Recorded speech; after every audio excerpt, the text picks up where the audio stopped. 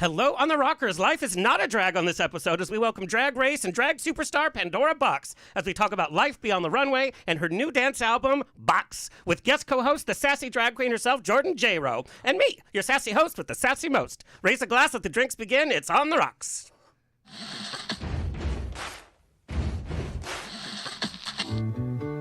Thank you for being. Life is a banquet, and most poor suckers are starving to death. I'd like to propose a toast. This is On the Rocks with Alexander, where I drink with your favorite celebrities as we talk about fashion, entertainment, pop culture, reality TV, and, well, that's about it. So pop a cork, lean back, and raise a glass to On the Rocks. Fasten your seatbelt. It's going to be a bumpy night, Scout. Lord have mercy, buttons and bows and pantyhose. On the Rocks podcast, a place where we're too glam to give a damn. Drag is not a crime unless it's me in drag. Whoop. This Thursday, I am your MC at Out at the Fair at Washington County Fair, July 25th, on the main stage with a drag show, live performances featuring American Idol's David Hernandez. Go to outatthefair.com for tickets and info. I've never been to Portland, but I guess the gay strip clubs, they can get fully nude. And that's news to me, so check my Instagram. Follow us on Instagram and TikTok at On The Rocks On Air, and on Facebook, On The Rocks Radio Show. Send me an email, book me for a pride, wedding, funeral, quinceañera, bris, I don't care, I'll show up. Info at OnTheRocksRadioShow.com. Send us your comments, guest requests, and we got your guest questions for tonight. It's going to get a little heated. The show's presented by Straw Hut Media. You can watch and or listen to our now over 386 episodes at OnTheRocksRadioShow.com for free. You can watch us on Apple TV, Roku, Amazon Fire TV on the Out.TV app, Facebook Watch, streaming with pride on SVTV, and Channel 31 on the East Coast. Hello, East Coast. We proudly tape at UBM Go Studios, your one-stop place for podcasting. Let's get this show on the road. Joining me as my guest co-host and my designated driver today, so I can drink. Jordan Jayro has been an LA-based drag queen for 7 years now. She's the host of the podcast Hey Girl. She's known for her comedic performances, hosting and stand-up skills, and sickening looks. She wrote that herself. She pops up all over Southern California and was most recently featured a number of hilarious interviews from DragCon on her social media. So you have to check that out. Please welcome Jordan Jayro. Hi. Let's get you a little bit closer to your microphone. So I just have to ask you about your name. And Tony, it's misspelled, by the way. It's Jordan. Jordan, hey. We're changing it. But I have to ask you about your name because you didn't get very creative. You're just like, Jordan, look at it. I was joked that I was far too busy doing drag to come up with a name. Unfortunately, I was just too booked. Sorry, I can't be Lisa Newcar. Booked and blessed. But why didn't you do this like florally draggy name? It's just Jordan. I just think it's so fierce to just be Jordan. Okay. You know? And when I first met Morgan McMichaels, like, you know, when you're like a booger queen, you go to Mickey's in drag and she brings you up on stage. She goes, your name is Jordan? And I was like, yeah. And she goes, that's fierce. It's like Madonna or Cher. It's just Jordan. Let me guess, was she drunk? Well, it was a day ending in the letter Y. Yes. So she was. 12 a.m. and 12 p.m. Yes. I have seen her perform in OC, and she's poured a whole vodka bottle all over the audience. Yeah. Like, she she's gets a crazy. Professional. She's legit. We stand. So I just have to ask, you went to DragCon, Yes. you did a bunch of interviews, and you hold your own against these queens from the show, from Drag Race. Yeah. How did it feel to kind of intrude on, because you just go right on up, and you don't have any self-confidence issues at all. You just nose your way in there. Well, that's the great thing about being totally unknown and obscure is that I can just sort of do whatever, and if I flop, no one's going to know. How are they going to know? Yeah, and I get to mooch off of their fame and success. Okay. So why not? What was your favorite part of this year's DragCon? You know, I got a really big interview that I've always wanted to get, and it's going to be the last video I post. Can you say who, or is it's a surprise? No, it's Bianca Del Rio. Oh, okay. So it's me and Bianca Del Rio screaming at each other for 2.5 minutes. Love it. I don't know if it's going to be coherent, but I had the best time. And she's like a legend. I love it. I love when two bottoms fight. It's so fun to watch. We rubbed butts. We scissored. It was I'm great. sure you did. Let's have a guy. Yay! We had a squirting contest. That's so nasty. That's the kind of classy show we have. I'm so glad I'm drinking. Well, thank you for being my designated driver today. Anytime. Make sure I don't say anything that'll get me canceled from Drag Race. What would your workroom slogan be, or what would your tagline be when you walk in? I have one that has never been done, and I will not say, but I will tell you my options. Okay. The second options were, I'm only here for the refreshments, or I just walk in and go, and that's it? and just, And then the other, like, the editing will show the other queens, and then that weird, like, drum thing. Yeah, I'll just be standing, because they make you hit your mark and stand. Yeah. I would just giggle and then stand there. Okay. All right. And just wait. Okay. But that's, I mean, those are the two the one that I actually would use, I'm saving, but I'll tell you after. Okay. And how many really years good. have you auditioned? Never. What is it? The cool thing that girls say? I don't audition. I'm waiting for them to call me. Even though they're all sending tapes every Yeah. year. Girl, calm down. Yeah. You're renting like full-on photo studios. You're paying thousands when you could just. I mean, most girls shoot it on an iPhone in their bedroom and they get on. So. Yeah. Well, we have a lot of hot topics that we're going to discuss. Let's bring our lady of the hour, shall we? Pandora Boxx, drag superstar, comedian, TV personality, who became a national sensation, making her debut in RuPaul's Drag Race second season, all seasons of Drag U, and the first and sixth seasons of All Stars. She's appeared on numerous other TV shows and appeared on stage with Miley Cyrus for the VMAs. She's a playwright as well. Actually wrote her first play in the 5th grade. She's released a number of musical hits, including the hot off-the-press dance album Boxx, which is perhaps her most intimate project to date, that hit number 3 on the iTunes dance charts. Entertainment Weekly named Pandora as their America's Next Drag Superstar. And here she is. We're getting her all liquored up. Please welcome Pandora and her box. The crowd goes wild. The crowd cheers in anticipation. How are you? I'm doing fabulous after that intro. It made me sound very important to myself. So But thank when you look at your breadth of work and playwright and all this other stuff, and the dance album hitting the charts, which we know how many queens are putting content out there, so that's huge. It's kind of crazy because Brad Hammer, who directed the Love music Brad's video, work. yeah, Brad is great. I've known Brad. Brad and I became MySpace friends. That's my how long God. before Drag Race. That's how long I've known Brad Hammer, and then like getting to meet him, and then when he was working with Andrew Christian, he'd make me come and do videos, and he's like, "You're gonna dress up like a nun, and here's a bottle of Elmer's glue. You're gonna be a glue sniffing nun," and I'm like, "Sure." Well, first I'd be like, "Brad, all right, fine." So he's the one that told me, like, I didn't even know, like, I got a text message from him, and he's like, I just randomly looked, and it's number 3 in the dance chart. That's crazy. Yeah, it's really wild. I mean, it's well deserved, but like I said, with every queen putting out content.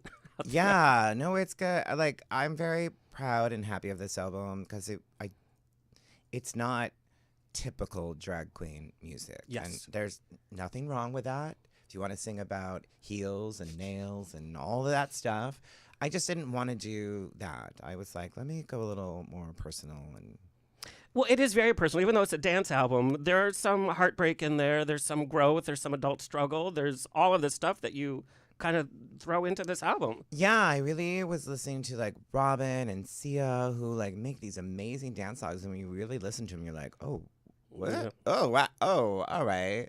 Because Dancing on My Own, I love that song, but it's heartbreaking when you listen to it. Yeah. So I was inspired because I did a Kickstarter that got funded within 3 days. Your fans love you. I have to say they have been loyal since day one, and they follow you everywhere. They have, and so that inspired me to do it. And then my friend Brandon James Gwynn, who did I love him. Trixie's. I love him to death. Number one, he's so cute. You need to look him up. Oh no, he's very cute. So also, it's like I'm doing this album, looking at him, going, Yeah. all right, Yeah. you're very cute. But we've known each other for a while, He's and so talented. he reached out and said, "Hey, anything you need," and then. In the beginning, the album kind of went in different directions, and even though I had money, you still have the budget. And also, I would advise anyone that does a Kickstarter, like, please do your project right away, because otherwise you're going to get slammed with taxes when you can't write anything off. Oh. So that happened. So some of the money was gone. Nobody would even think about that. Yeah, talking with him, and it was really, the first song I wrote on the album was Pill. And it's like a mixture of me, but with Alice in Wonderland references. And it's like rock, too. And when he got it, and then he was like, "You're a really good lyricist." And I went, that's all anyone needed to say to me. And so it made me really go in with it. And he just, like, I would give him things and kind of say, this is kind of how I feel like it should sound. And he'd send it back like a demo. When he sent that demo back from Pill, I'm like, this is it. This is the direction. This is where I should go. This is who I should be working with. This is it. And Pill deals with some of your adult struggles. Do you want to elaborate on that? I mean a little because Drink up some more. no, I mean I kind of want people to take away what they want to take away with it, but it's also it deals with a subject I talked about on season 2 of Drag Race, which is, I mean, on TikTok we say unaliving, that and so it deals with that, and it also deals with, you know, trying not to, you know, it says take the bitter pill, and it's trying not to, you know, don't be bitter. It doesn't really get you anywhere. And I spent a few years, sometimes now, where you know you get bitter of other queens' success, because in season 2, all the things that queens are getting now was promised to me after season 2. Like everything, there's so many. I could give you an endless list of projects that fell through, but it just wasn't the right time for it. It wasn't as mainstream and it wasn't as popular Yeah, as it is now. no. That must be very bittersweet because, yes, we're so happy that drag culture has grown to such a level, but you kind of laid the foundation for other people to walk the path. That's got to sting a little bit. Oh, it definitely does. But at least you're that honest song's a little- about it. The song's a little bit about that, yeah. And I'm certainly glad that drag has come Yeah. that far. And I know I was on the season I was supposed to be on, because I think I would have been too bitter if I had not gotten on. And I did say if I didn't get on season 2, I was going to quit drag. So Really? Well, and you had interviewed RuPaul before Drag Race was even a thing, and you knew in your mind, and you kind of manifested itself that you would be working together. well, yeah, I was. You did. I was petrified. I was interviewing her because I think it was her. Oh God, "Looking Good, Feeling Gorgeous" was the song that was out, and it was the album for that. And I should really read my notes, because now I'm definitely not being asked back. But I got to interview her, and I wrote for this magazine in Rochester, and I was really excited. And she was very sweet and lovely, and we talked much longer than the interview was supposed to be, so it was great. That's And, always a good sign. Yeah, and it was when George W. Bush was president, and we talked about the movie They Live, which was with Rowdy Piper, and if you put on these special sunglasses, you could see the aliens all around. But it was really about like politics and everything, like not, you know, seeing what's really there. And we had a great conversation about that. At the end of it, she said, well, I hope I come across you in my travels. And in my head, I said, oh, bitch, you are. But I didn't say that to her. So I was like, oh, thank you. But in my head, I was like, no, I just knew something was going to happen. And it did. It did. I want to rewind because we know a lot about you since you've been on the show, but I want to talk about that little boy growing up in New York. What kind of kid were you? Were you like the nerdy kid? Were you the musical theater kid? Were you the one that talked in class all the time? Like, what was happening? How did you get this sense of humor, I guess, is what I'm asking. Well, you know, my mother thinks she's really funny, so and she often laughs at her own jokes, so I'm like, oh, I think it's from there. I think a sense of humor, I don't know. I mean, I think I've had it, but it also is a defense mechanism when you're feeling ostracized. And I do know that I did get a report card.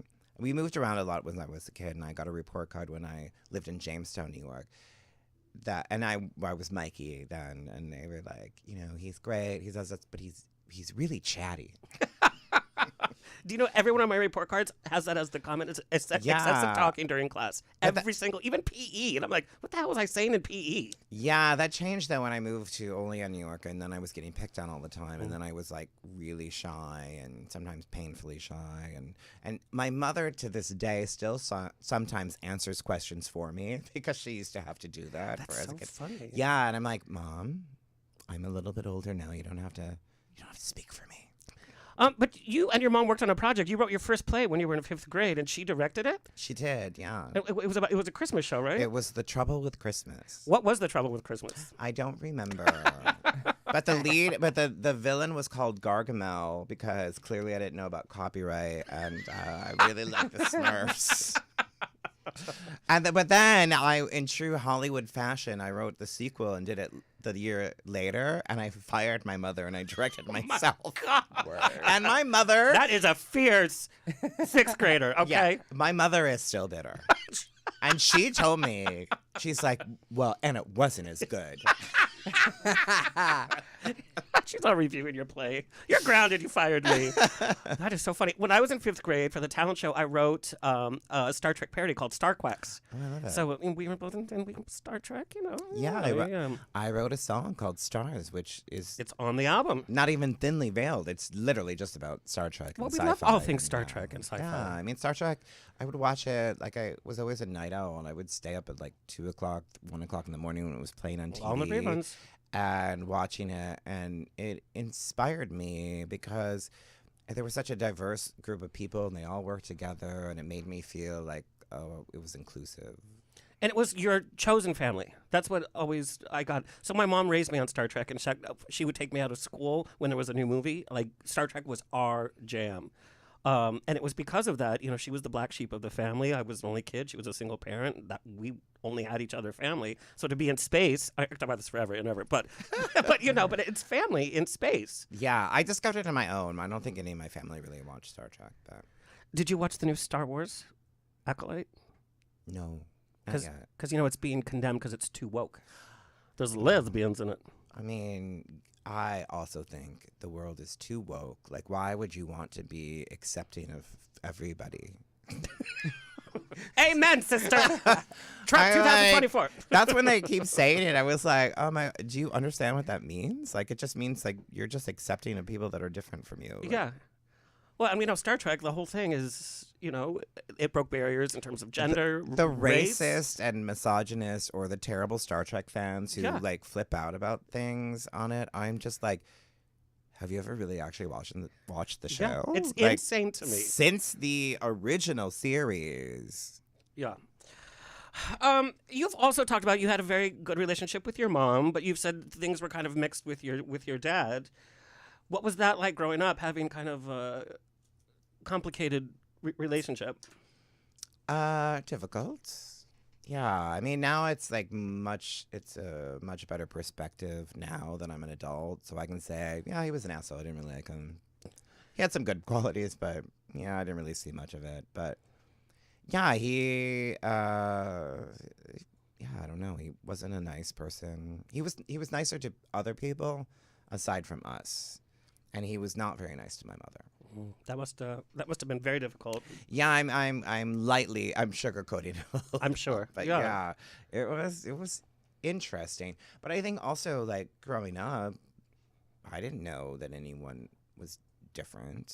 I mean, I had a best friend, Tommy, who lived in Olean, and he lived like basically down the street. So I spent a lot of time in his house, and that's when I realized that it was different because his parents didn't act the same. His dad didn't act the same. Like, his dad was a nice dad. Yeah. So that's when I realized, oh, my dad's not so nice.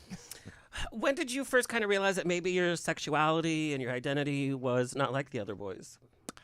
Oh, I was very naive and dumb. Well, more naive. Like, it was not till much later. I thought I liked girls. I'm not a gold star gay. I think that's what they call it, right?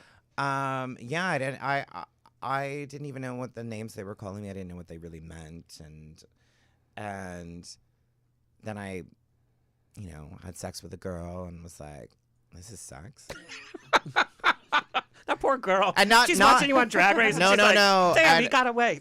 And I have actually, I do still talk to all the girls I did have sex with, which is not many, but. But more than one. No, and actually, There's like a fan club out there. It's like, no, have you slept with Pandora Boxx? Yes. I Call apologize. 1-800. I apologize to them, and then I did my first stand-up comedy show. I'd like to publicly apologize to the women I slept with because I know it was terrible.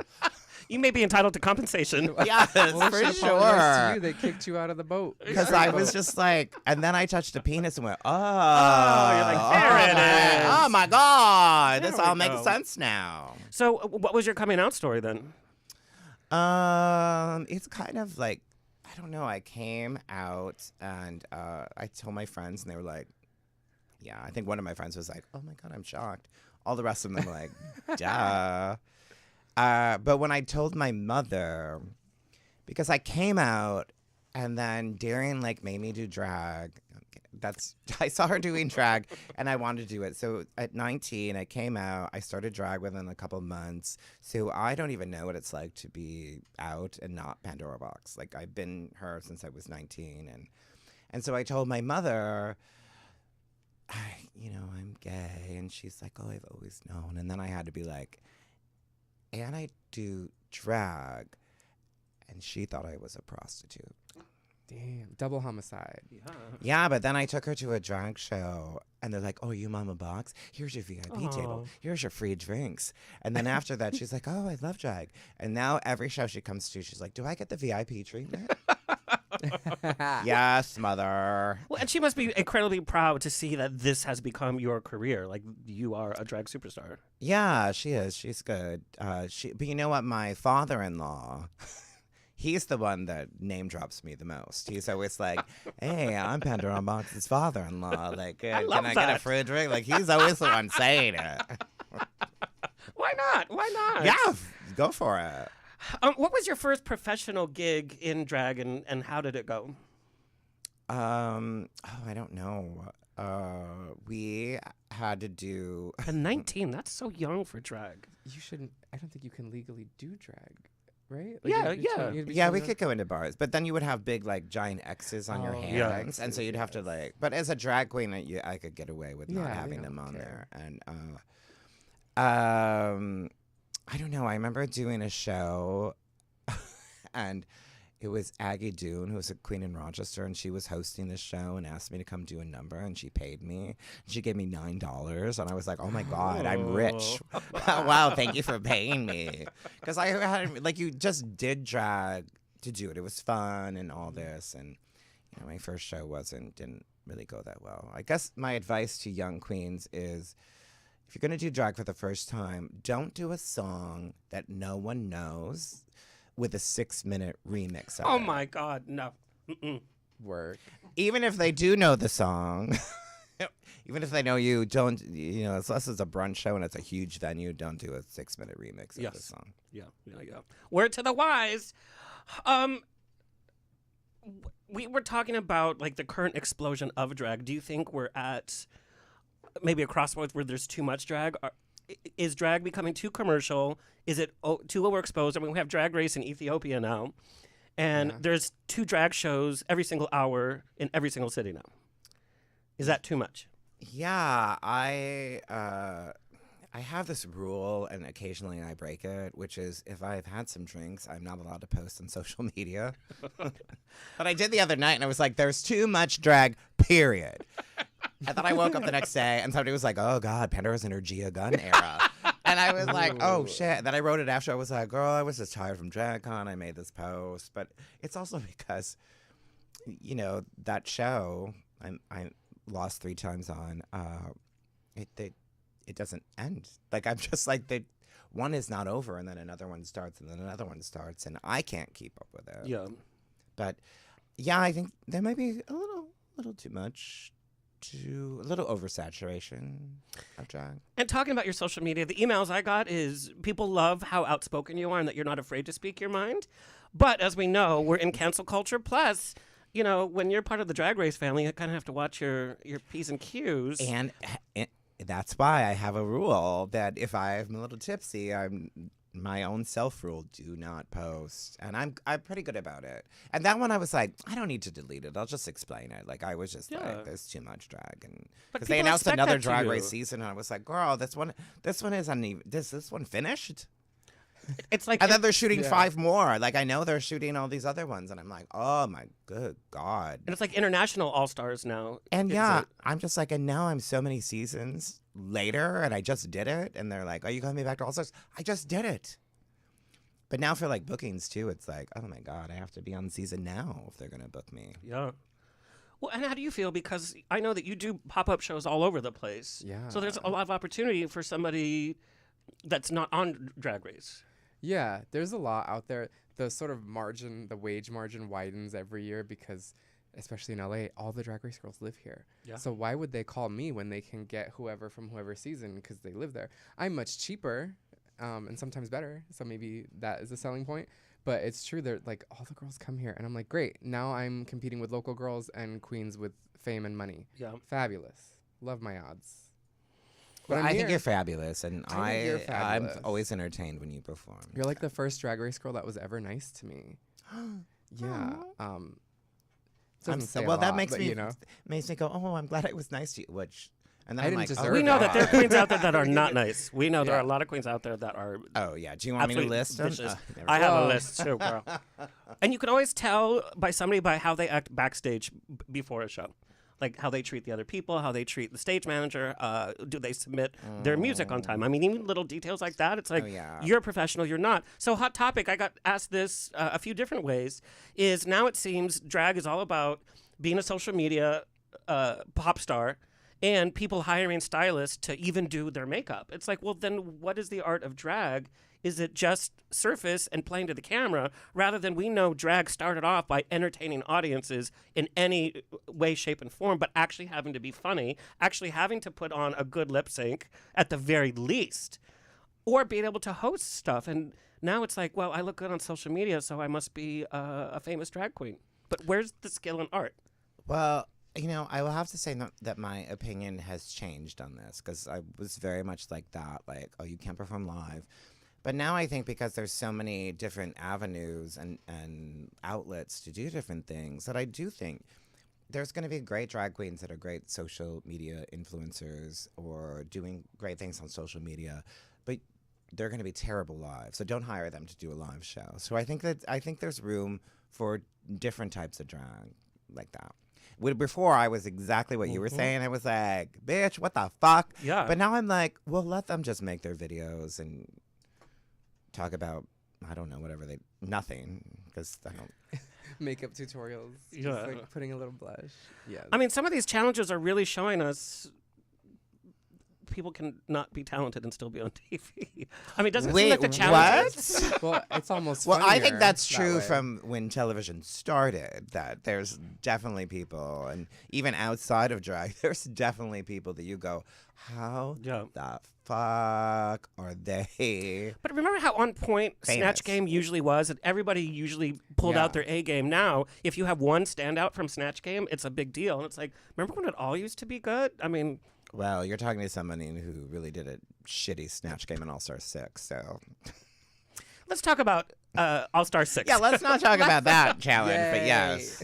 But you have talked openly that it perhaps you weren't in the right mindset and it just didn't kind of go your way and that you almost left halfway through the season. Yeah, well, here's the thing. We shot it during COVID, before vaccines. Which we were all before mentally fucked up during anything. COVID anyway. And we had 3 weeks to get ready in the pandemic. So thankfully, Angina had just done it, so she knew a lot of LA-based people that I didn't know, and really, really helped me so much. And I'll always be grateful.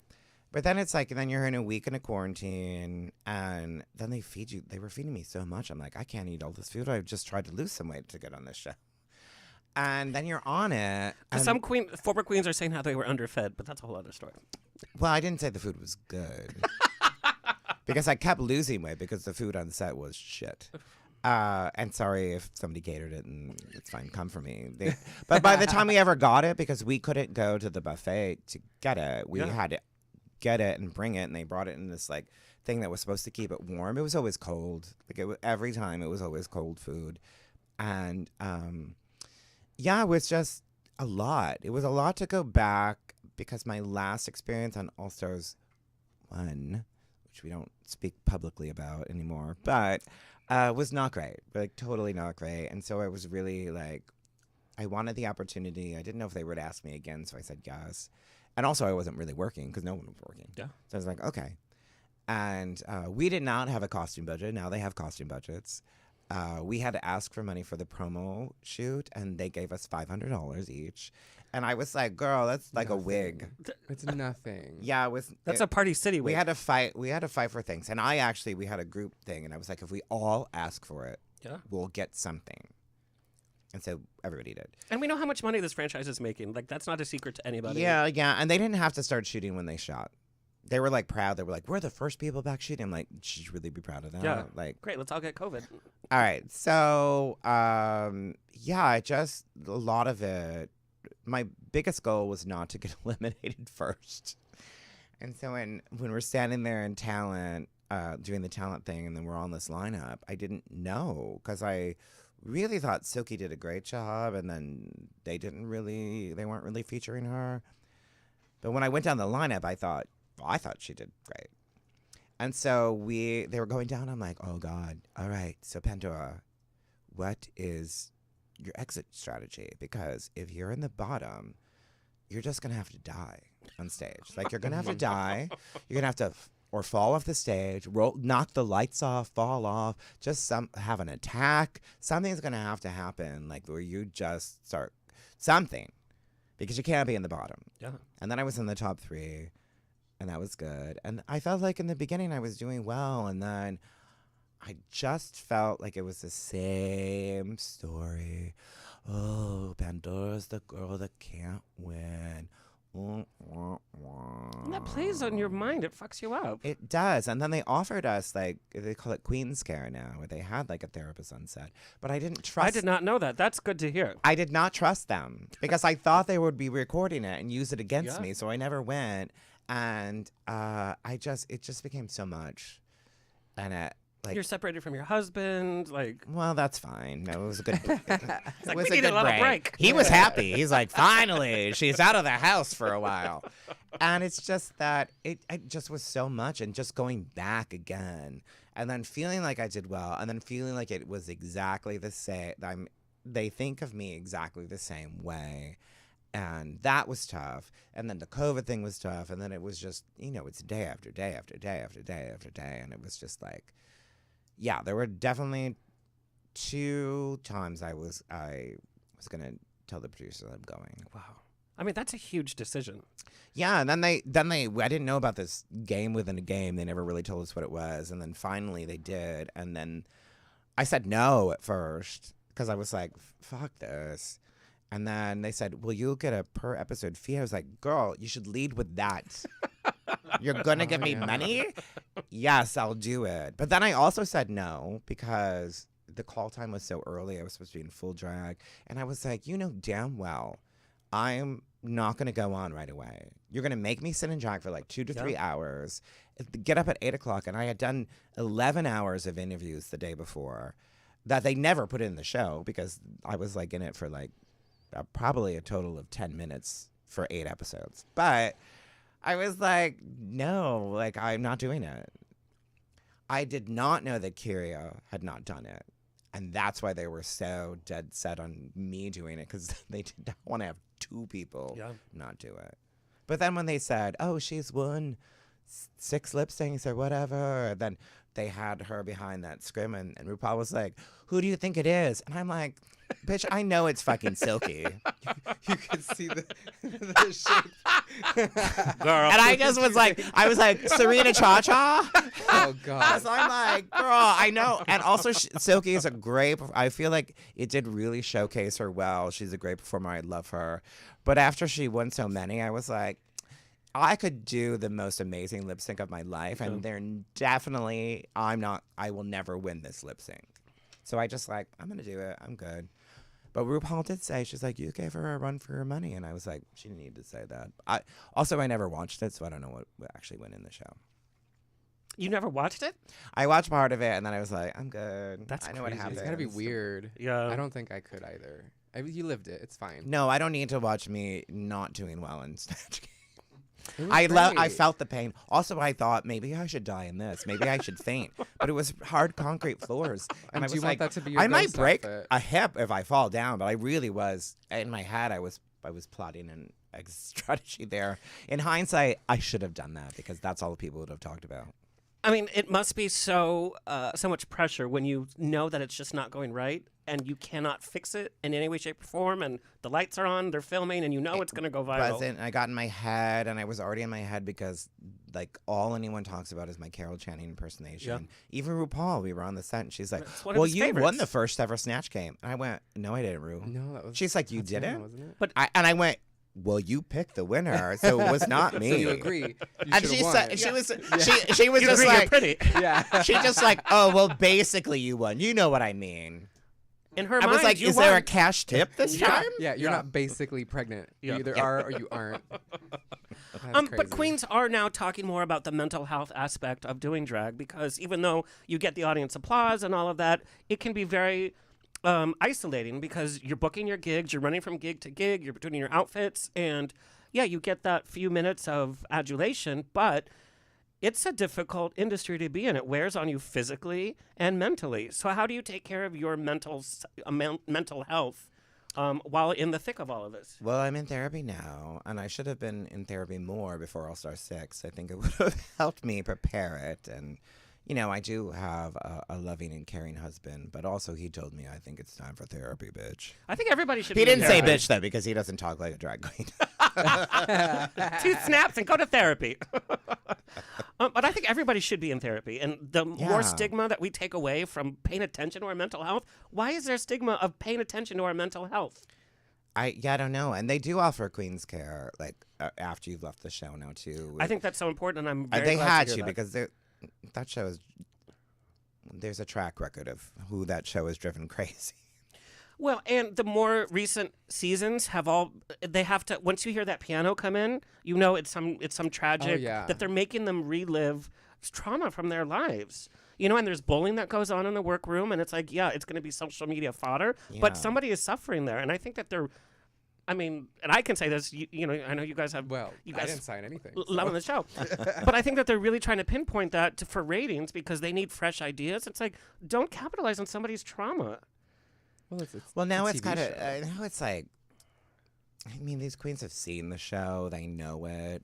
It's almost like they're like, okay, and now in the script I wrote for myself, here's Yes. what's going to be Yeah. You can see who's Very calculated and who's calculated. not. Because when I talked about suicide on season 2, and they had told me they wanted more, like I was holding back or something, and the only reason I talked about it is because in the context of whatever we were talking about, it fit, and I never really had talking about it Yeah. openly like that, and I'm 1,000% glad I did because I still have people coming up to me and talking about how much that meant to them, and I do know that I've helped people just by being honest about it. 100%. We know how high suicide rates are in the LGBTQ community. So, I mean, you know, thank you for sharing that. And I'm sure you've saved many lives.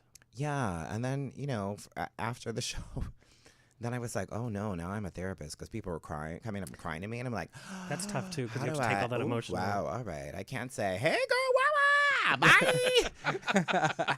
But you also have to be like very like present, like and not that I can't be, but you know, I'm a little socially awkward, and I just always make sure I make eye contact and really like let the person know I am hearing you, even though I'm like, God, I want to say the right thing.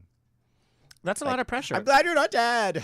I'm glad you were not dead to buy a ticket to come to the Yes. season 3. Thank you. All right, let's get to some of the fan questions. Oh, Christ. This has to do with Pandora, the persona. And like, as you've said, you started at such a early age. Pandora is your life.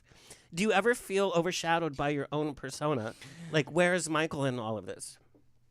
I would say not so much now, but yes, there definitely was a huge period of time where I hated Pandora or really felt, like I felt lost in her and the character, and but not so much now. I don't know when there was a shift that I was like, it's still me and it's fine, and I don't care.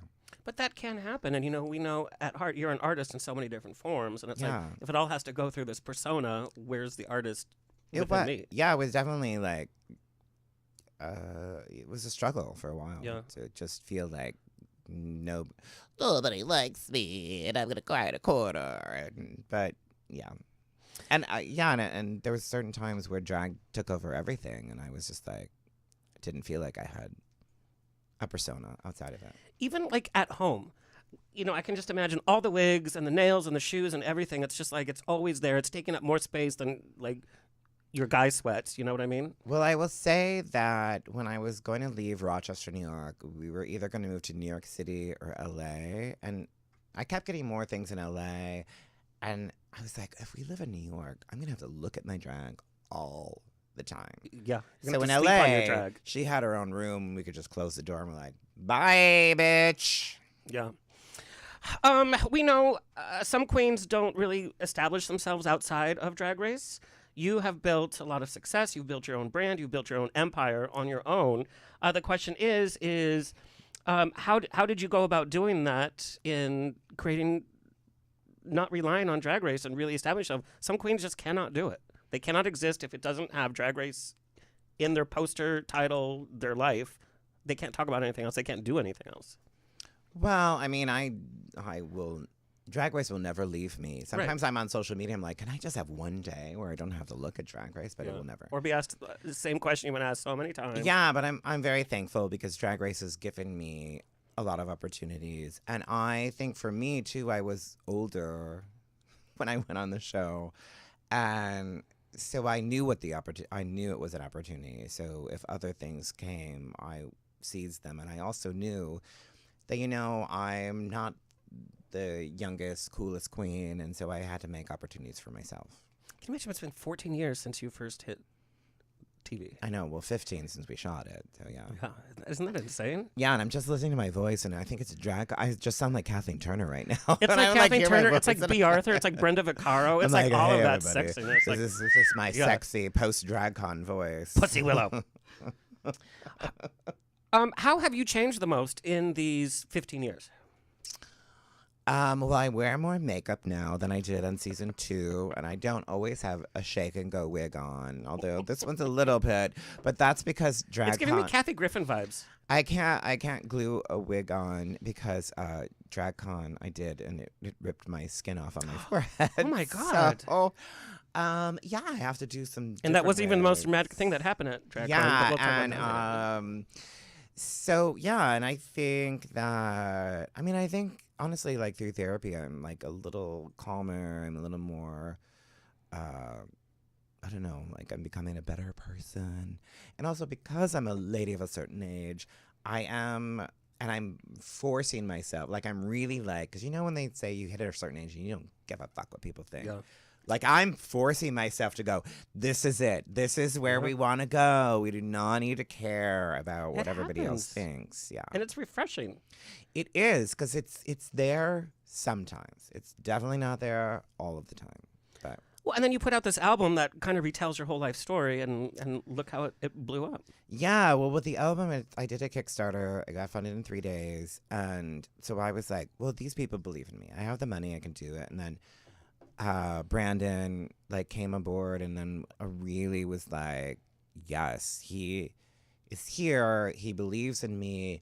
He's also been dependable because I've had several projects where people were on board and then they just disappear. Yep.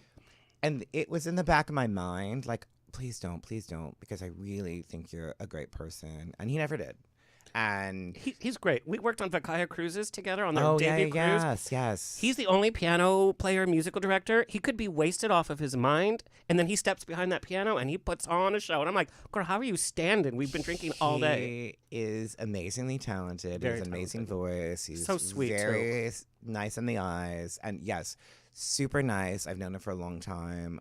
We got drunk in P-Town one night together. That's where we really started bonding. But then he sent me a picture because he lived in Rochester for a short period of time and worked, I think, at the Downstairs Cabaret Theater. And then he finally found the picture of when we met, because I think I had just gotten on Drag Race. And he lived in Rochester for like 6 months. But he's great. And it was really him that kind of believed in me and made me go, hey, I can do this, baby. Sorry, that's my drunk.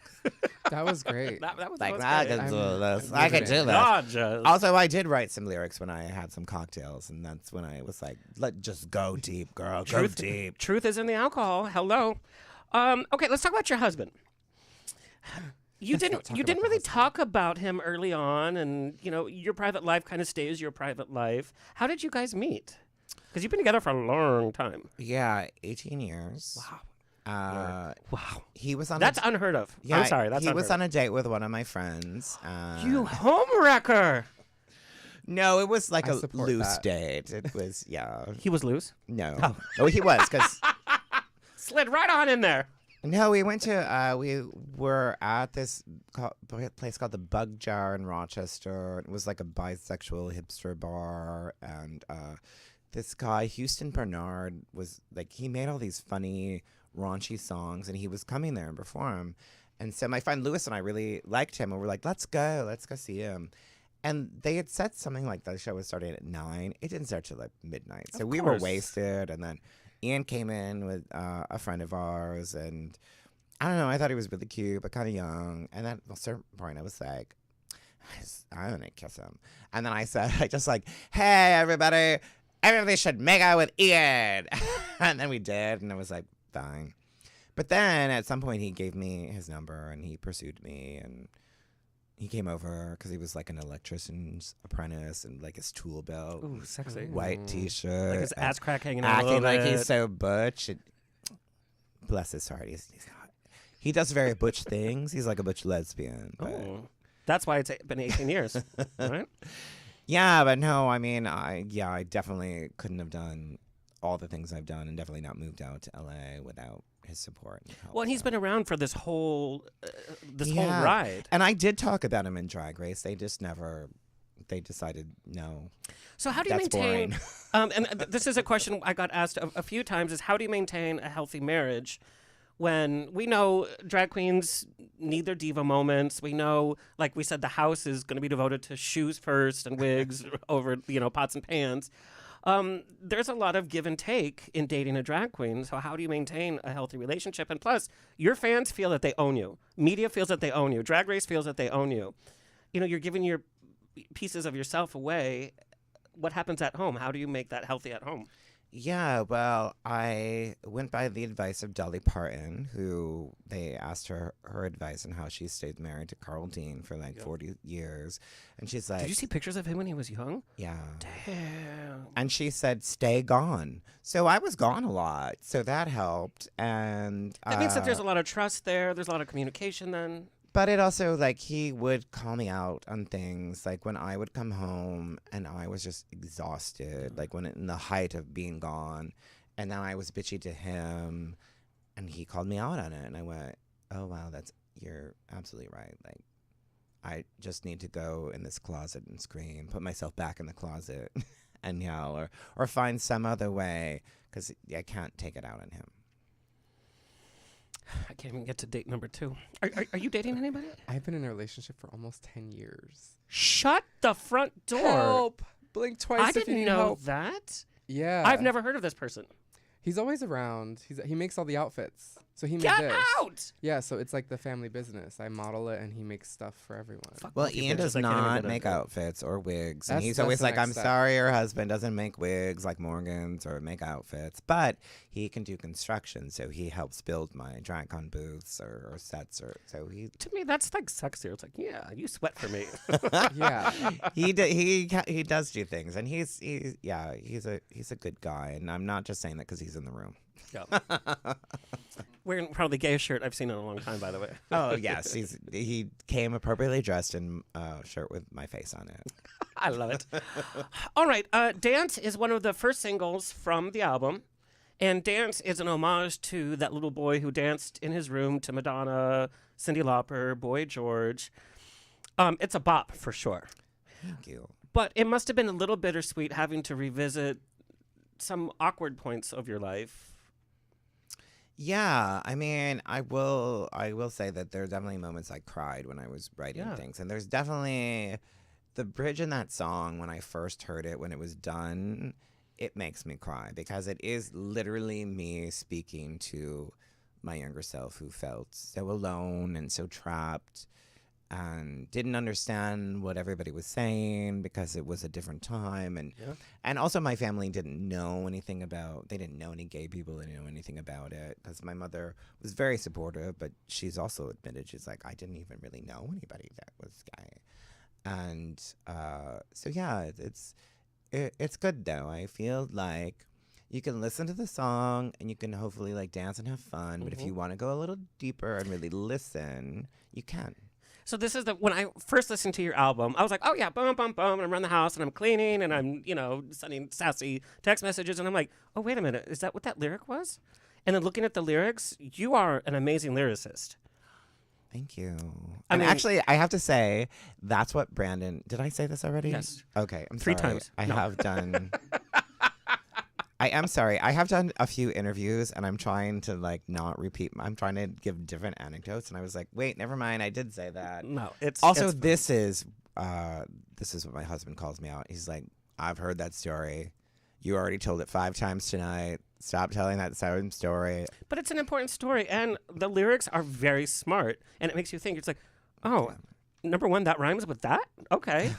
In fact, we're going to take a little sneak peek at Dance. Watch the full video. It's on YouTube. It's the first music video from Boxx. But let's take a little peek. And Okay. the lyrics are there, too. So take a gander. Don't keep those feelings deep inside. I never think that you should hide. You are worth it, though you can't see the spotlight. You deserve me. Don't keep those feelings deep inside. I never think that you should hide. You are worth it, though you can't see the spotlight. You deserve glee. Dance like no one's watching, baby. Feel it. There's no time for maybe. Dance like no one's watching, baby. Footloose and questionably free. Sometimes all you can do is dance. Sometimes all you must do is dance. Dance, da da da da da da. Dance, da da da da da da. Dance, da da da da da da. Dance, da da da da da da. Dance, da da da da da da. Dance, da da da da da da.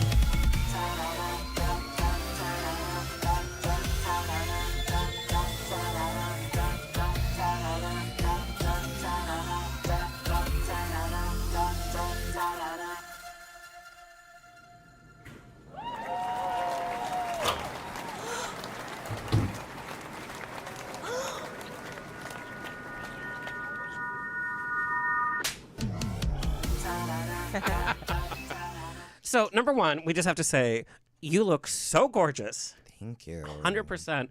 That is totally a Cyndi Lauper video if she was making a video today. Oh, I mean, right? With the crowd and I everybody love dancing Cyndi and the Lauper. diversity and all of that. Well done. Thank you.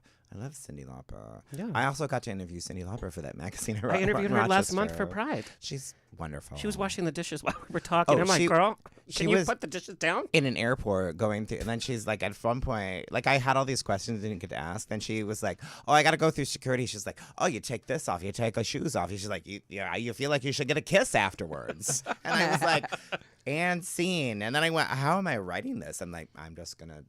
I figured it out. That's what I felt because I felt like Frankenstein piecing because she would go off on tangents. I'm like, girl, what are you Yes. talking about? Yes. And then I thought her voice was a little affected, and I thought, oh, that's her brand, and so that's how she really talks. Yeah. Yeah. I didn't feel it was so, like, when I did, it wasn't as, like, I've watched older clips, and I was like, oh, she was really playing it up, like, in the beginning. Yeah. Like, Yeah. why is she so unusual? Yeah. But I watched her documentary, which I recommend this I need to see documentary it. to every. You have to. I need to. It is so good. I love her so much. But she talks about the struggle, and when she put out "Girls Just Want to Have Fun," it was a huge flop. And the label said, "Well, only 6 radio stations in the nation are playing it. We're gonna pull it after 2 weeks unless you can figure something out." So she did this whole marketing plan herself. So she did all the wrestling shows. Right. Yeah. And that's how the song became a hit. And then they're like, okay, we'll release Time After Time. She wanted Time After Time to be first. Anyway, I could talk about her all day. She's so fabulous. She is. Okay, let's get to some of these questions. Well, I still want to talk about the album because it is so fabulous. What was your creative process? Were you scribbling things on a napkin? Did you light candles and then at your computer like Carrie Bradshaw? What was happening? And why this? Because you have released parodies, you've released singles. This is the full story. Why now? Well, because I don't know. I've thought about mortality a lot because I've lost. I'm laughing, but I've lost a lot of family and friends, and also I was kind of thinking of legacy things and what I wanted to leave behind. And I was like, well, I kind of want to do something that's not just about poop, or penis, or cooter. Or like you said, nails and heels. Yeah, and which are I had fun doing all those songs and those videos, and Which I also just did was very well. like, yeah, the album took twists and turns of where it was gonna go, and it really was Brandon that encouraged me. And the first one that I wrote was Pill, and when I wrote that one, and he came back with the demo, I went, wait, did I write that? Like, because it was so good. And Brandon's got such a great voice that I was like, can I just use your voice on the album? But it just, when he wrote it and came back with it, that's what really made me go, oh, all right, this is it. This is the direction I should go in. And so it was just different things. Like, there's a song about, like, ageism and getting older. And it was just whatever kind of came to me. And sometimes I write in the car and I have to make voice memos, and then I would send him voice memos, or at some point we set up a FaceTime every week. So we would FaceTime and we would talk about things. He's like, I just want you to read it to me. And he just got me. Like, he got the direction I wanted to go. When I said these things, he got what I wanted to do. And then I was really obsessed with sea shanties because of, like, the Wellerman. Shut the hell up. Do you like, know how obsessed I've been this year with sea shanties? Yeah, I put a whole playlist together, and like when it was a big viral thing, it's like the Wellerman. Sea shanty. Yeah. What is that? It's like what sailors and pirates, like when you go to Pirates of the Caribbean and they're like, yo, yo. Oh, okay. But it tells word. like some sad, weird story. So I wrote one, This is and so it's called crazy. Scurvy, and I was like, well, people will think it's about Carol Channing, and there is a song about Raspberries. yes, that's Yes. my farewell to my Carol Channing impersonation. Is that really the end? I mean, if somebody wants to pay me a lot of money, no. But I kind of just like, I want to appreciate it, salute it, but I don't really want to do it anymore. I feel like you're in the next echelon of your career. This album, I think, is a huge statement. And the fact that it was so successful, I think is like telling you, yes, okay, now. I hope so. And yeah, with Scurvy, that was the one that he came back with, like, this really, like, peppy kind of thing. And I was like, no, that's not it. And then I sang it to him. I was like, this is just my pirate song. I always wanted a pirate song. And also, it's really about the Goonies. Like, it's really about me as a kid watching the movie Goonies and really over and going. We had like a big backyard and this forest behind it, and really hoping I would find some kind of treasure or go on this Goonie That's my adventure. childhood. Because I talk about One-Eyed Willie in the song, and I was like, and it was like a line that it was harder to fit it in with musically, but it definitely eventually worked. But yeah, it's kind of like, yeah. So a lot of these songs are songs about childhood and stuff like that. Because, I mean, I'll be honest, my life's all right. My life is good. I have a good husband. I have a house. I have a dog. I'm good. So there's not really like there's not that pain to get with some music that makes it powerful. So I'm like, so I went back. But you've and been tried to through a find lot that. to get to that point. And I think a Yeah. lot of the younger queens don't get that. I know you are a hustler. You're a Well. hard worker. Some people literally think that Drag Race is going to knock on their door, or that just being on Drag Race is going to make their life. And it's like, no, Oh. that will give you a step, but you got to do the rest of the work. And I feel bad for some of the queens that get on now because there's so many seasons that I'm like, girl, unless you They're really forgotten. have something ready, it's going to be gone so quick. And If you were to ask me it's who was sad. on 2 seasons prior, I wouldn't even be able to tell I you who always won or forget. who was on. I mean, the song "Laugh" that I wrote it's kind of my redo of my my verse on Yeah. All Star 6. Because And then it's- you weren't happy with that. Oh no! I mean, I have to say that when I went back, they kind of pulled me back to kind of like check and do things because they do really want it to. They're not really trying to make it sound terrible, especially on All Stars. On the regular season, they're all about whatever, but on All Stars, they really don't want you to be miserable, like kind of, I guess. And they knew it didn't. I was happy with the lyrics, but when I did it, my delivery, and you only have like 10, 15 minutes to do this, and I got flustered, and then I was like, ugh. And I when we had a rehearsal, that's when I was gonna leave. And Raja O'Hara came up to me, grabbed me by both my arms, looked me in the eyes, and was like, "You're good. We got this. I got you. We're good." And Raja O'Hara was really like my rock in that. That's amazing to hear. And Trinity was good. Like, you know, well, Trinity also saved me, but it was like we were good. I had people that were like, and Raja and I were. I like to hear stories like that. Raja and I were coming on for the same reason, because she was bitchy, or she did not come across well in her season. And I had met her before briefly, and I thought, oh, she's lovely. But that's when we really became like friends. Like, I was like, oh, this is my bitch. We got each other. We're here for this. We're here to prove that we're not absolute cunts.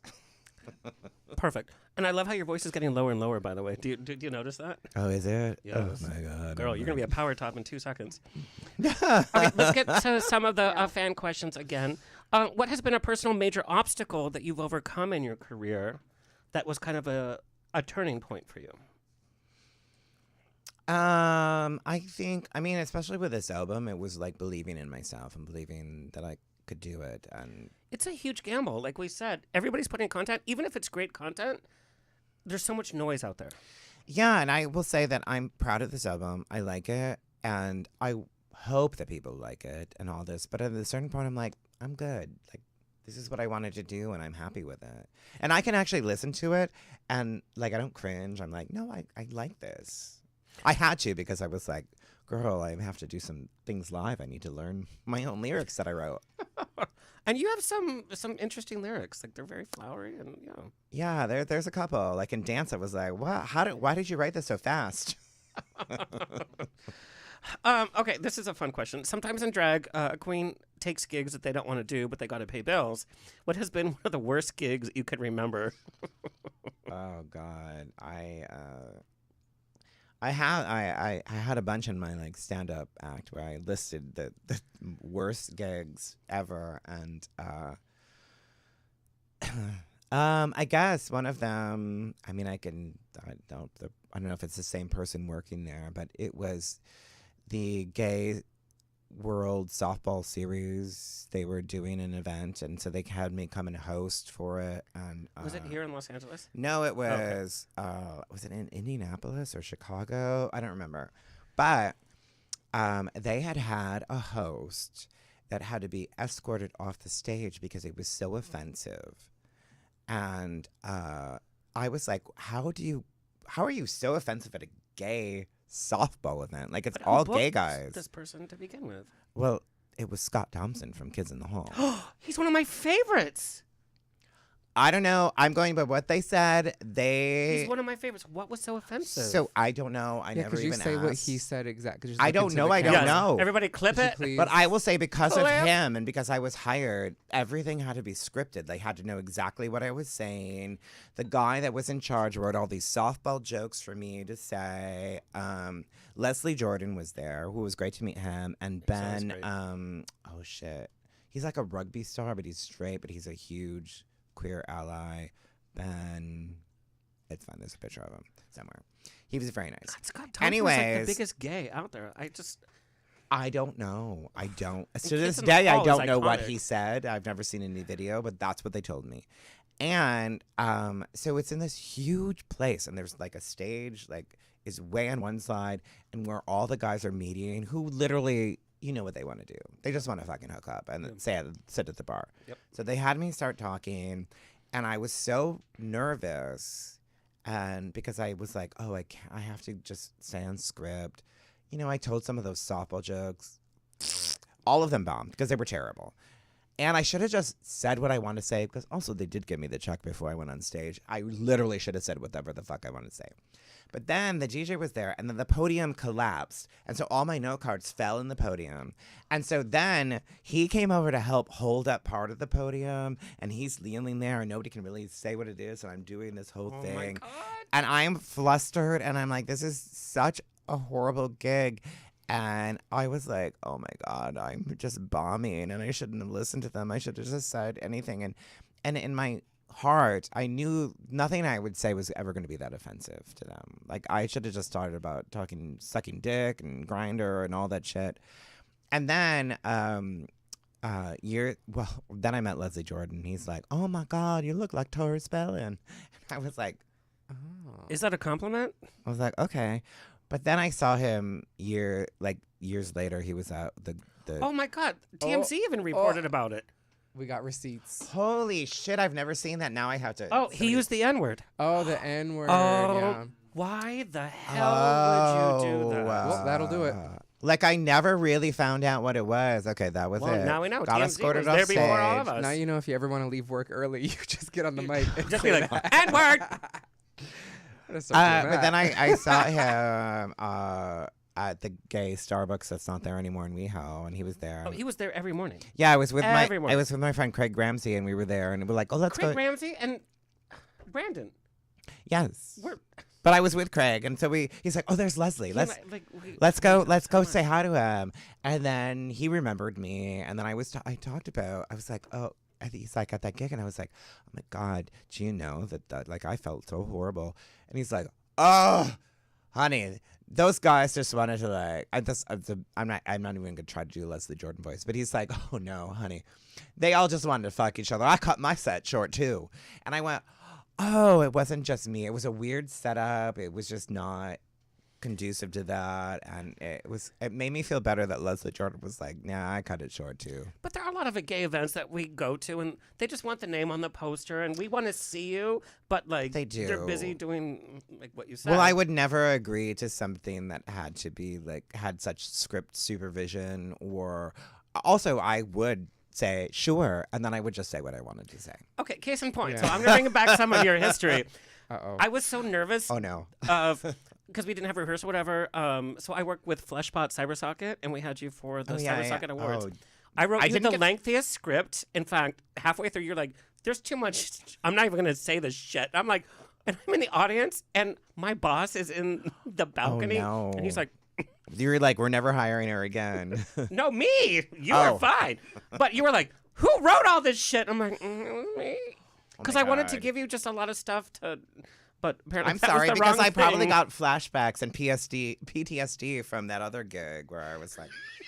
That was funny. Also, though. people kept giving me alcohol, so I definitely was like, I Oh, can't yes, read we were all- this, yeah, but I I was remember- like, it's porn awards. Let's just talk about dick and butt, guys. That's literally what you said. You're like, "Who wrote this?" You literally said, "Who wrote this shit?" Oh my God, I'm so sorry. I apologize. You're like, "It's a book," I is mean, what you you said. hired me too, and I was like, And then oh, later in the show, shit. you're like, "Stephen King wrote our script." Oh my God, I'm so sorry. And you had me on your show. So was it just to call me out? Like you've reached the point where you're like, let I had me to wait till you were liquored publicly up. Yeah. shame Yeah, this- her. It's been Shame. You're 2 Hannah years in Wadding the at making. Me. 2 years. Shame. I created the studio. I created this backdrop just to do this. Oh, well, I'm so sorry I said it like that. I could have been nicer. but- Oh, Don't apologize. It But was probably that's very why well. that's why people hire you to MC, because you are you. And what was that? But that's why people hire you, because you are you, and it's fun.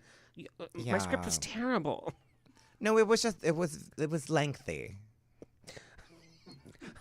When you said Stephen King, I just about lost it. I'm like, because we know Oh, he wrote a lot. honestly, I don't remember, but yes, I know you're right. I do remember like going, oh my God, I can't read all this. I probably couldn't read it either. I probably didn't have my wouldn't be able to readers see it. on, or It would be just like. We gave you open bar too. So, okay, let's get through these. Who from Drag Race family would you consider you're the closest to? oh, I mean, there's quite a few, like Angina, definitely, Mariah, Balenciaga, Latrice Royale. I always have to say it in Latrice's voice. I have to say Morgan, because otherwise she'll probably hate Grimy. And I think it's the ones that I work with the most. So that, like, I like a lot of them. Some of them are fine. But, And there's like, a few that I'm are like, you- no. Are you hanging out with them on a normal basis, or like you live your life, and then when it's Drag Race stuff, then you're like, okay, yeah, I like you, but it's not like you're hanging out with these queens all the I time. mean, local shows I get to, and it is tough. Like, I always want to have, like, get-togethers and stuff, but we're always working in different Yeah. schedules, so it's hard. But no, I have definitely hung out. Like, the queens I mentioned, I literally have socialize with and hang out with. So. How is Michael most different than Pandora? I just hit the microphone. I was just scared about that. And you have a performance tonight too. I do at Precinct DTLA, my album release party. I'm releasing. We want you in WeHo though. Mm. You need to and Abby pop up. Well, tell Well, the yeah, Abby. Abby better pick up the Oh, I fucking will. phone. I will. Hello. It's like, Hello, I'm a- Abby. Abigail. Also, hey, WeHo, I'm available when you do these like All Stars viewing parties and all this. They didn't hire me once for All Star 6. Everybody's talking so Piss loud. You're not off. even like. You're not missing that. No, I just want the money. Wait, what was the Yeah. question? Oh, even I forgot. How are you the most different? How is Michael the most different than Pandora? Oh, I mean, as myself, I'm definitely quieter and more reserved, and Because I've seen you as boy. You are so quiet, right? yeah, there's a. But there's something happening behind the eyes, though, too. You're like, Oh. oh my God, are you going to read me? Because he's just like, All right, so 18 years with my husband, and since he's sitting here and he's huffing, he's like, he's not drugs. He's not huffing drugs. No, You no, can't no. say He's huffing. always like, Yeah. he's Huffing always is like, when I make a face, because I have resting bitch face, or sometimes I'm in a thought and my face is doing this, like, what are you thinking? I'm like, stop looking at me. He's like, well, I can't look at you. And it's like, I do get lost in my own guys thoughts. are so cute. And yeah, you and guys there's make each other laugh after all these years. we do, and there's definitely a Pandora switch that I like in the back of my head, like a Stepford wife. I go, okay, now you're on, now you're Pandora. Yeah. But you know, as myself, I'm just more like chill and boring. What do you do after like a night of performing when you get home? Like, what's your ritual? I called 911 and I said, there is a drag queen on fire Yeah. in my front lawn. And then they come over and they hose me down. So it's a quick escape from drag. And And your husband's in the house, like, there she goes. no, he again. just he's sitting there like the nosy neighbor and looks out and goes, ugh, again. Kravitz from Bewitched, Oh, right? yeah. I got this fan question. When are you going to do Edwina Monsoon from Abhab? Oh, I have done her, actually. Not many people know this, but I was a pageant queen when you had to do pageants to get noticed. Yeah. And I've won several pageants. And unfortunately, one of the things about winning a pageant was I had to be in the Rochester Gay Pride Parade, which I'm like, ugh. Because I don't like sitting and just waving and going, oh my God, I won a pageant. And which is great if people You love love to do the it. spotlight, be honest. I do, but I'm like, I want to do something kind of fun. And so I had my friend, oh wait, no, switch it. Sorry. I wasn't at Eddie. He Cookie Crisp, she did Eddie and I did Patsy. And so we were in a limo and we were like waving You to could do people. both of And them, then we had the 100%. limo stop and we were like, we're going to just slam on the front of, and we're like they did in the series, we were just like, slam it, slam it, slam it. But my friend Ambrosia Salad from Rochester did a really good Patsy, and I definitely did Adina for her in a number once or twice. Well, I love that. Wow. All right, we have to wrap up, but there's so many different directions you can go in now. Now you know that your albums are hits. We know your empire. How do you know where to go next in terms of what you want your next big project to be? I have no idea. So if anyone would want to tell me, please let me know. Although I did do something that I always wanted to do, was I'm in a horror movie. A top? No, I am a top. Topping. Well, Father's Day only comes once a year, darling. I'm topping right now under the table. No, I'm in how are you going to top yourself? You're doing it right now. I'm in a gay slasher horror movie called Meat, and I think it's AJ coming out Sloan this is year. in it, too. Yeah. He's one of my good friends. And I've always wanted to be in a horror movie. When I was a kid, I wanted to be in a Nightmare on Elm Street movie, but I wanted to survive at least so I could do 2 films. But I'm in this movie, and it's Michael, Pandora, I have always wanted to be killed in a horror film. Like, I ask every horror. well, I can't And Meat is sexy. It's can't gonna be reveal steamy. anything in the movie, Oh, but it was it's steamy. fun. I'm this really bitchy landlord. Do you own property in real life? I do. I own a house, but I don't. I am not a. I don't. I would be a nice landlord. I wouldn't be a bitchy landlord. I prefer. Unless it was Betsy. Jordan in my house, then I would be a bitch. You'd be like, another orgy, really? I'd be like, yeah, probably. Yeah. There'd be glory holes all over that house. Now we're seeing drag queens on Broadway. What show would bring you to Broadway? I do have several. Like, there's 3 roles that I keep every couple years. I post again to try to manifest it. Let's do it. I want to be Mrs. Clackett in Noises Off. That's genius. I want to be. You're also showing your age too a little bit. I know, but oh God, now I can't think of her name in Death Trap, the psychic in Death Trap. What is her name? Oh No, but you're going like old school. yeah, because they haven't been done in a while. Like Yeah, I you're right. Death Trap, the movie with Christopher Reeve and Michael Caine. That's a really good idea. And Diane Cannon is amazing. And Helga Tendorp. That's a really good idea. And they did the play in Rochester, New York, and my friend Robin and I went to the auditions, and we did it, and I was kind of auditioning for the guy parts, and I realized a long time ago, I'm not a leading man. You're adorable as a boy. I'm the plucky comic relief. And that's I know that in my life, and I'm good with it. And so when they said, hey, does anyone want to read for anything else? And I said, I'd like to read for Helga Tendorp. And I did it. And everyone in that, everyone that was auditioning was dying, cracking up. And they didn't cast me. And I was like, well, it's your fucking mistake because no one's going to see this play. But Why they don't would we all make- come to see it if I did. I don't think they wanted to cast a Why don't we make this guy. happen in L.A.? And then I want to play Mrs. Peacock in Clue. So we have the cast of Clue, the touring production, on this next week. Oh, all right. Yeah. Well, I don't want to take away from Mrs. Peacock, but Eileen Brennan and the movie Clue, that's. I mean, she was amazing. Everything. I mean, everyone was amazing in that movie, but the women in Clue made. What that about? movie. So one of your fans emailed and said, "Ask about Hedwig." Maybe my friend, when I wrote the Lipstick Massacre, and my friend David Henderson directed it. And people don't know that you're a playwright. Yeah, I wrote a play, and You wrote a few. You wrote Katya's, or no, Katrina. what? You wrote Who? a whole play. Oh shit! Oh yeah, you wrote that play with the characters and the lines, and there's pages. You wrote Wow, my God, Yeah. it's coming out. that play. Oh, Well, I love wrote that the one. Lipstick Massacre. That one, yes. But you wrote another play. when I was a kid, but this is the one that actually No, got but- produced. Okay, now I feel so embarrassed because I do so much research. Okay, anyway, continue. Okay.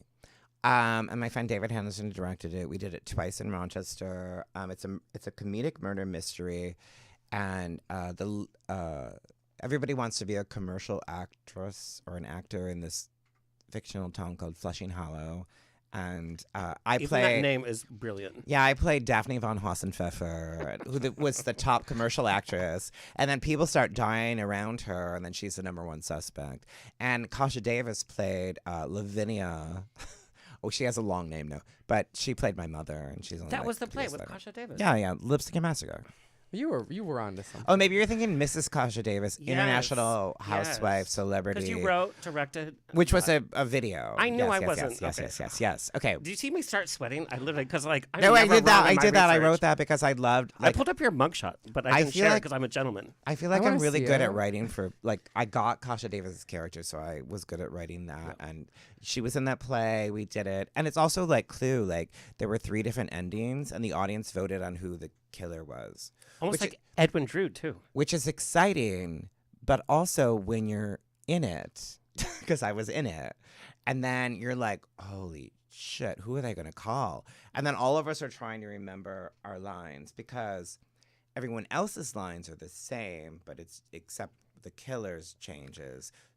And there was one character, Godfrey, who was the son, who had never been, because you always felt bad for him because he was always picked on. And then I think her friends, because it was played by a woman, and her friends were there, and they voted for her. And she was like, shit, what are my lines? I've never had to do them. So it was fun. And that's almost like a mystery of Edwin Drood with Betty Buckley. and she would hit belt, a high E, belt. But nobody ever picked her character. So she's like, Yeah.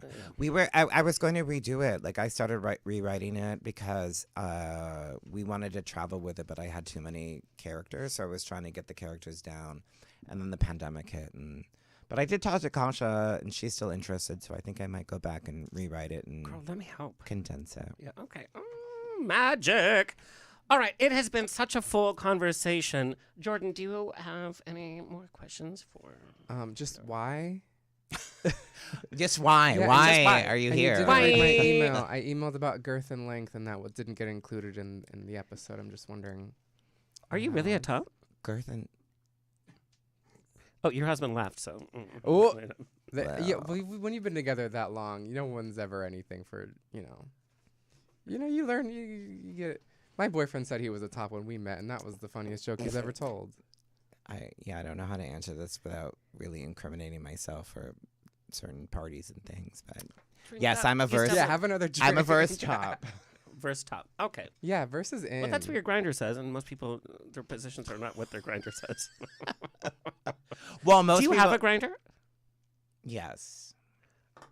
Do you really? Yeah, because I Is mean, it as sometimes Michael I as like Pandora? when I'm traveling, I'm just like, you're just in a hotel bored, and I'm gonna just look. It's fun. Networking.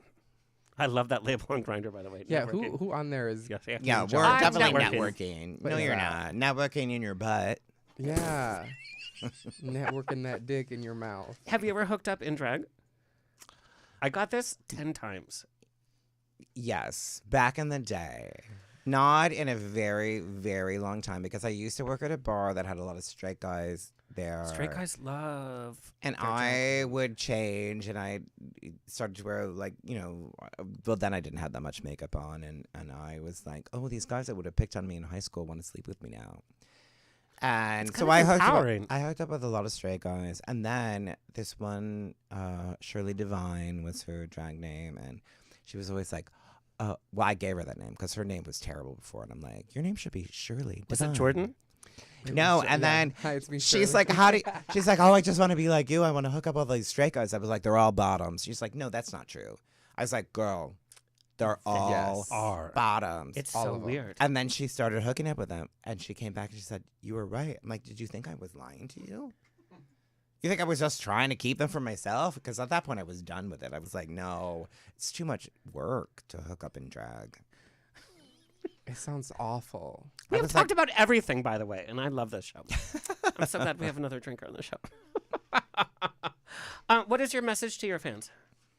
Buy my album, Box, available everywhere. If So you buy it on motivating. iTunes, Thanks for giving us a motivating. I'll get more than a penny. And the artwork is gorgeous, by the way. Thank you. David Laffey did the artwork, and then my friend Barry Scotland made it smoky, because David was like, I don't know how to do that, and then It's brilliant. another The graphic textures designer. are so rich. Look how rich that texture is.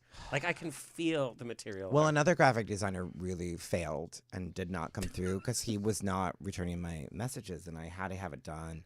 And so my friend Barry Scotland stepped in and said, I can do it, and probably did a better job and did an amazing. So I'm very thankful. Power partners. Yes. Yeah. Yeah. He's great. I've known him for a long time. He's a great graphic designer if anybody is interested. Perfect. Jordan, what's your message to your fans? I love you both. I'll see you when I get home. I swear to God, if you go see Jordan anywhere, My God. Somebody please come his see sense of me. humor is but his sense of humor is just so funny and so biting. It's like, this is what I want from the drag It's so world. good, and it's also like sometimes it's similar to me, where it's like you said it very so monotone too. Yeah, like, I'd I'm like very to thank you deadpan. both. Very dry. I like to, I try to feel like I'm like the older. I like dry with the humor, newer, not anal sex. Yeah. I don't do anal because I'm saving myself for this weekend. On that note, where can we find and follow you? You can go to my website. Your website's beautiful, by the way. Thank you. PandoraBoxx.com. There's 2 X's in box because the extra X marks the spot. I'm waiting for that third X OnlyFans. No, you Would know you what ever though? do an OnlyFans? You know, when I first did a Facebook profile, I had to really like prove that was Yep. several times because I think Remember they thought when I was Facebook- porn. Yep, Like yep, they, yep, like yep. I had 2 exes, and I was like, no. Would you ever A do 3 was OnlyFans? overkill. What? I don't know if anyone would pay for that. Just but- like a foot thing. Yeah, you could yeah, do feet. just a foot. With the heels. No, that's huge. could do Foot things are feet, huge. yeah. Just like Oh. step on a cake or something. If Yeah. I That could, gets if so much people would pay money. me to Well. step on a cake in my heels, There's a market. Am I wrong? There's Yes. a fart Feetfinder.com. niche. You could do farts. There's a fart niche. I don't need to hear all of that. Girl, Oh, you that could corner of fund your Twitter. second dance album on Feetfinder.com. all right. Well, I guess I'm selling my feet. How lucrative. Jordan, where can we find and follow you? I'm at Jordan Jayro everywhere. Please go. I'm doing my DragCon coverage right now, and it's a lot. It's so funny. And but we- it's really, really funny. Yes, And it we is. We talked. we talked at Yeah. DragCon. Yes. She's one of the ones I'm like, I can't leave without seeing Pandora. I can't leave without seeing. And she was like, a "Oh, handful." I'm definitely not using this interview. Was boring." Well, Girl, It it's was never so boring hot. hanging out with you. Ever. baby, no. No, and she had an amazing outfit too. I loved her outfit that she wore with a little tie and like. I the love pants on it. clothes. It's like my, It's really it's like good. my thing. It was like big business. Her outfits were like big business. yes, that was Oh, on the yeah, mood yeah, board. yeah. It was very like 80s news anchor. I saw the video of the Dynasty. first one, but I saw the second. Do you know that Goldie Hawn was cast first in big business in Bette Midler's role? And then she pulled out of the movie. I don't know if I did know that. And I love Goldie Hawn. Goldie Hawn's somebody that I based Pandora. Like it was like, I want to be like pretty and goofy. Done. Overboard. Yes, right? Yep. Yeah. Your husband agrees. Okay. Shout out to Spirit Airlines. Get your shit together because we need friends that need to go home. I love that. That's all, folks. It's always a grab bag of fun here every weekend on The Rocks. Big thank you to our engineer and station owner, Tony Sweet. Our social media clip editor, Alexis Mendez. Coming up, we have members of the touring production of Clue. Taylor Armstrong from Real Housewives of OC and Beverly Hills is coming, and she's spilling the tea, and her NDA did expire, so she's going to tell us some stuff. I know I have to look that up when it expires because then I can write my tell. Yeah, I think it's like 2 But you're right. years It's in, finale. no, but it's, the themes are in perpetuity. Mm. Yeah. We also have Glenn Rotman, the world's most recognized certified celebrity hypnotherapist. He's going to try to hypnotherapy me. Please like, share, subscribe so we can continue bringing this fabulous programming coming your way for free. Until next time, stay happy, stay healthy, stay sexy, and if you drink, stay tipsy. This has been another episode of On the Rocks. Tweet me and slide into my DMs on Twitter and Instagram at On the Rocks On Air. Find everything On the Rocks for free at OnTheRocksRadioshow.com. Subscribe, like, review, and share. Until next week, stay fabulous.